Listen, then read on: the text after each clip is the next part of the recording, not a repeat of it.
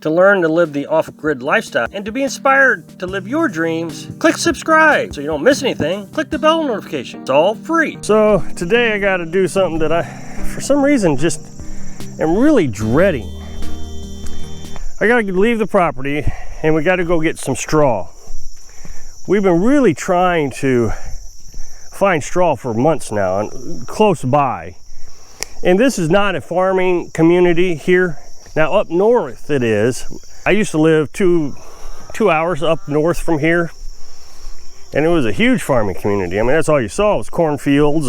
But down here in the South Missouri, I really can't say that I remember seeing any farms growing anything. So trying to find straw has been very difficult.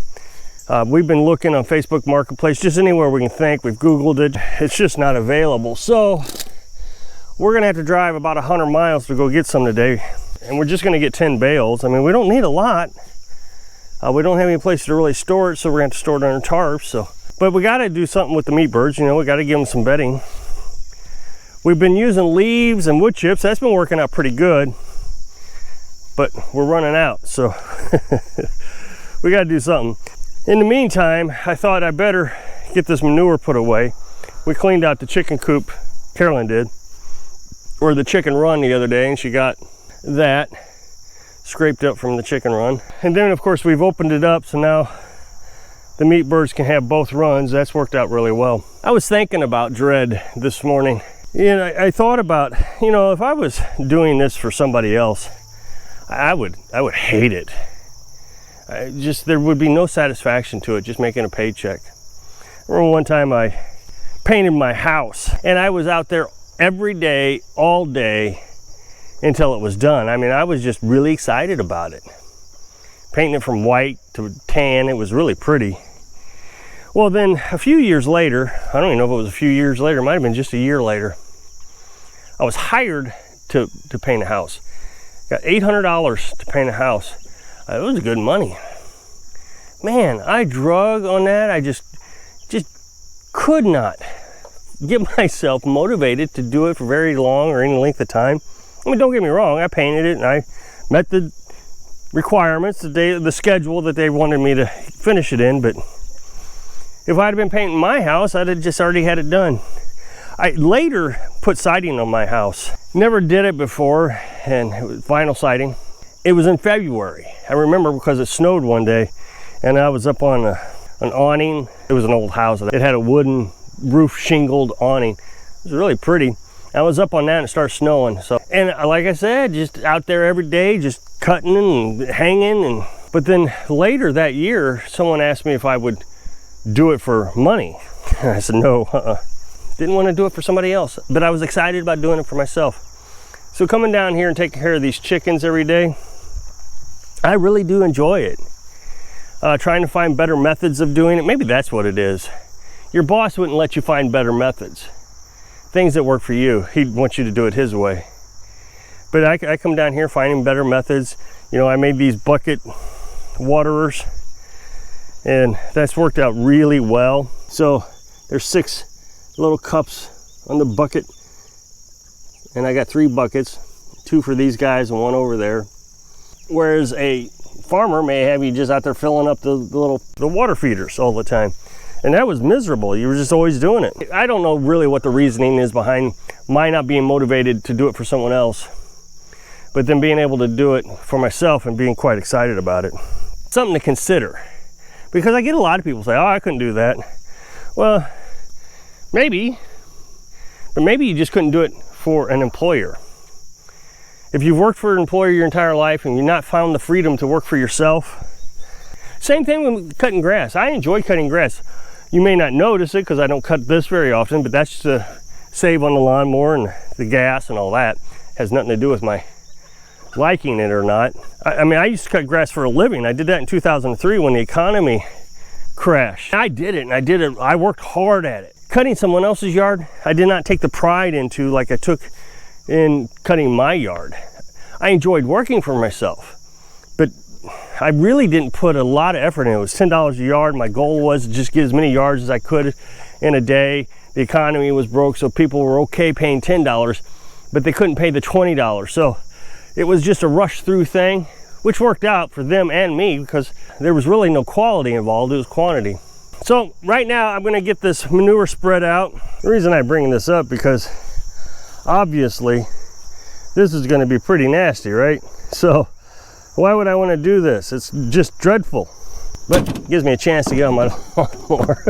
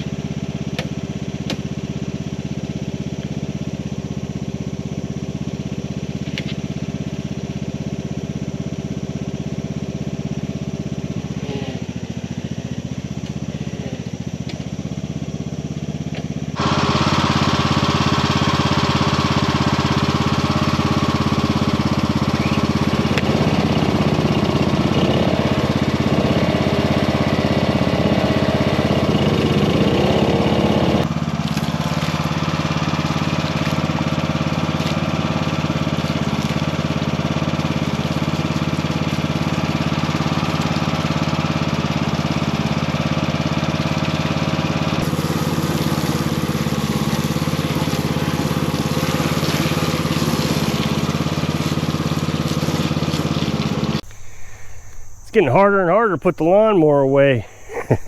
I got all this mess over here. I still got to get split and stacked. There's a mess over here also. So it really is restricting my ability to get back into the U shape there.